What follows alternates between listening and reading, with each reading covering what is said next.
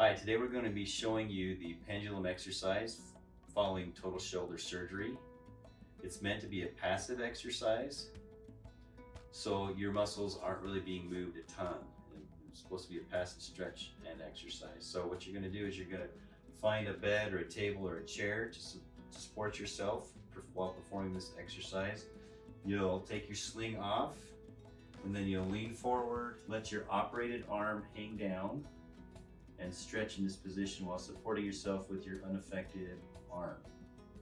You're gonna let it stretch here for a little bit, and what you can also do is maybe gently move it a little bit in a circular motion just to promote a little bit more of a stretch. Okay? You kind of hang out here for anywhere from 3 to 5 minutes and then return to a standing position like this, and then of course put your sling back on, following the exercise for protection and support.